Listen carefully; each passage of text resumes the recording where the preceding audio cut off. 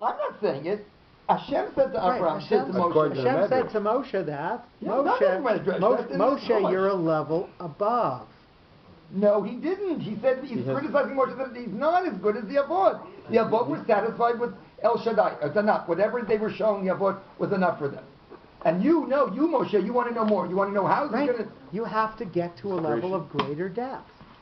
Who are you talking about now? The Moshe. That's what God is telling Moshe, that you've got to get to a level of greater depth. No, you're not on the level that Abraham was. The Avod were. No. You have to get to that level. It's not that you aren't. Yeah, you're not at that level. You have to achieve. Yeah. And so he's saying we're better in that sense. They were satisfied with he's saying that you have more potential. You can go one level higher than them. I don't know where you're getting that from. Okay. Okay. You can go higher too. Let's pause. Let's pause that when we're finished this year. Because it's already after 11. So whatever it is. Okay. Yeah. So have we eaten yet? In fairness to. Don't make me the bad guy. I'm not making you. are. Okay. Okay. So we're on word 12. Damasek, Damaskian. With a mercha, so this is a forward-looking note, slightly connected to what's come from before, but mostly moving us forward into what's going to come afterwards. Number 12, we do not have any common memories or experience from the past, nor a parallel way of thinking, or any convergent abstractions with respect to the future. He is an acquired Damascian friend from later life, who joined me on the way from my homeland, as signified by the directional shape. Is that what a person from Damascus is called nowadays? I suppose. Is it a Damascus? He's the son of Nimrod. Nimrod said, "Take my son." So there are a variety of questions of how he becomes the Mesek Eliezer, and that's one of the things is that Rashi gives us, I think, 4 definitions of what Damasek. Damasek is a Rashi Tivot or something. So right? Damasek might mean that's where he started. He started his life in Damascus, and as it was conquered by Nimrod, he became part of Nimrod's followers, and was eventually somebody who went with Avram. He could be called Damasek because during the war they chased them all the way to Damasek, so he's the one who chased them all the way to Damasek. And Rashi further brings that Damasek is a short form. Dole, he takes the bucket, puts it down into the well and draws it out. Umashke, and the one who pours it out, feeds it, gives it something to drink to all of those who are following Avram. So he was not an originator of thought. So he would take the thought, he would bring it, and he would give it with the wells. But in this sentence, and in this context, what Avram is saying is, he's not somebody who has direct access to the thoughts. He's just taking what I've given him, and he's. Is that what we always say about Yitzchak? That's what every parish about Yitzchak is saying the same thing. Literally with the well. That's what he's doing. So. And again, then he has to grow beyond. So, Vayeshev Yaakov, Yaakov sat. Don't mention Shabbat. But we're saying that when a Jew sits and does not have further growth in his life, that's a bad thing. From the moment Vayeshev Yaakov, the bad story with Yosef starts. So. A Jew always has to be striving to be more, even if he's great at the moment. But I thought he was nothing. I thought he was supposed to have no ego. How can he grow if he has no ego? Growing? I'm saying if Abraham is nullified, humble. So what is he going to grow to if he's supposed to be nothing? Well, he's humble. So don't forget. He starts out as the son of an idol maker. He becomes somebody who rebels against not only that culture, but the ruler of that nation.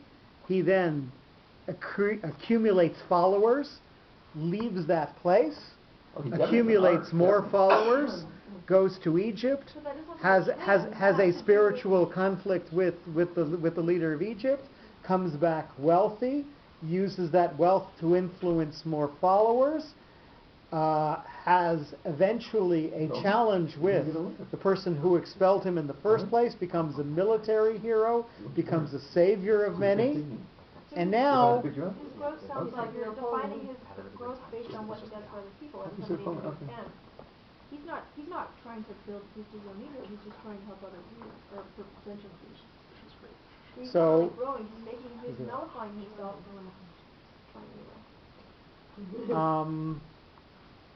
So by not putting his own personal interest into the story, that's his nullification of ego.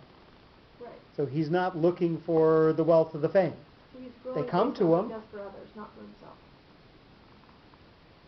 He's growing for the sense of the goal that he has, which is to take this knowledge of the divine and to pass it on. So again, it's not to satisfy anything that's within him. Right. And in fact, we get to the story of the Akedah, which is quote unquote his last challenge. And what's Avram been telling all of his followers? Kill your children for God. Really? So what? Yeah, the Molech is one of the things that the Canaanim are doing. So he's trying to draw them away from that. So what is one of the things that Avram sacrifices at the Akedah?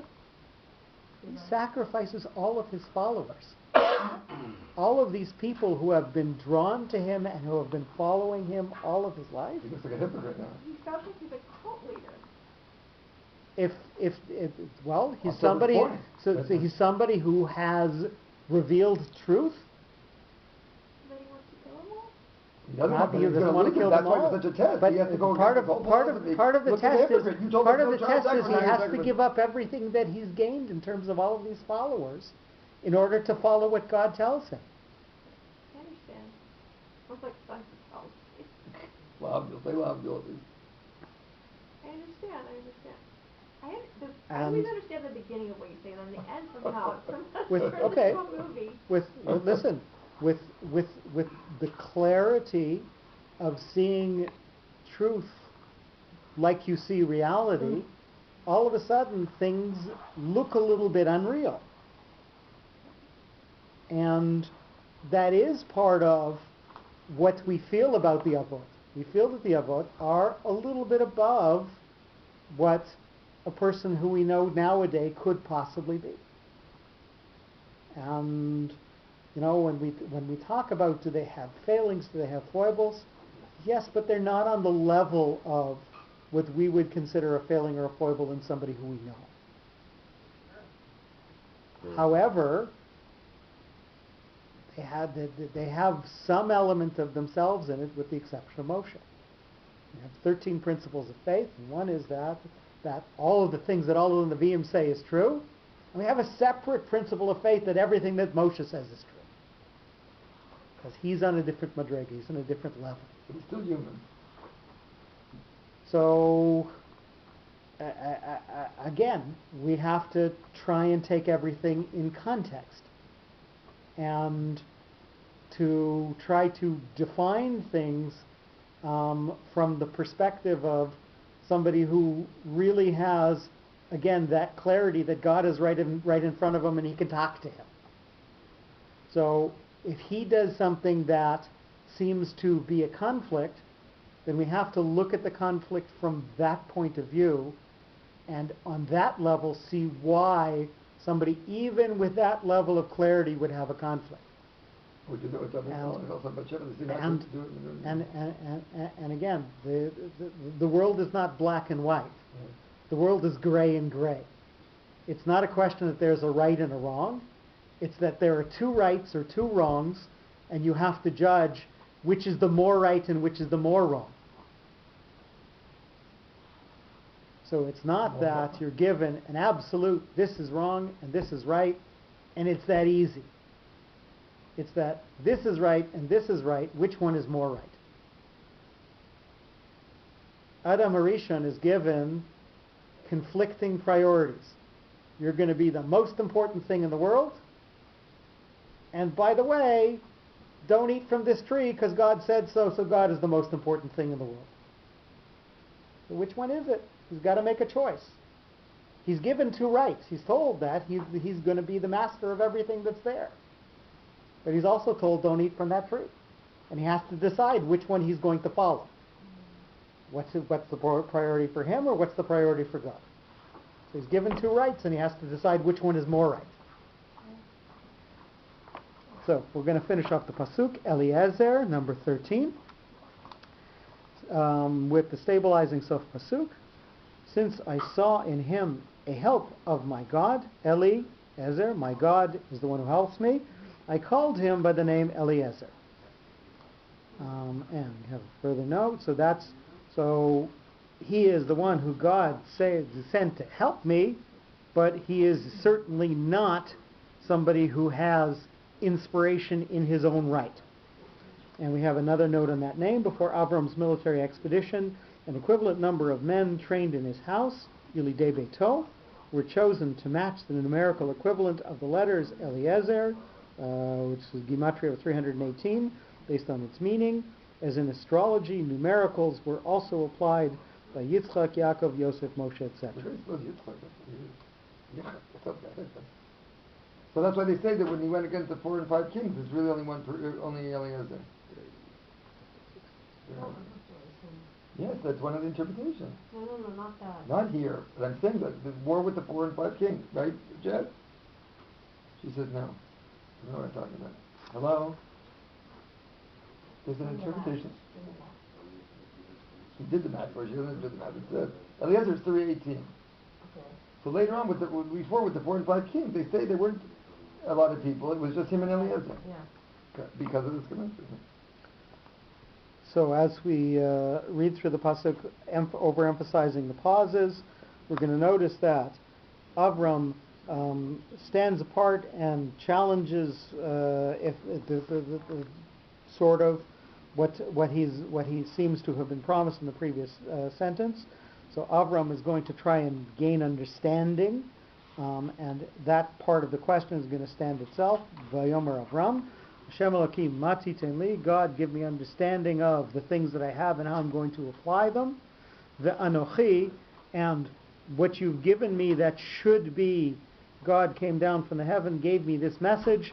I don't understand how that's going to stand by itself, because the things that I've got and what I'm supposed to convey are standing at odds from each other. They're apart from each other. Holech hariri, and what I seem to envision is that this is going to lead to nothing. It's going to lead to something that just fizzles out. Uven meshek beiti, and the one who's looking after my house, the one who's focused just on the house, he's standing aside. He's just a Mesek Eliezer. He's just the one who was sent to help me, but not to continue the message. So again, that phrase is going to stand by itself. Vayomer Avram, Ad Hashem Elokim atiten li, ve'anochi holech ariri, uven meshek beiti hu Damesek Eliezer. And we'll end here for the night. Shkoya, thank you. No, Wonderful it share. shows you, like, sometimes someone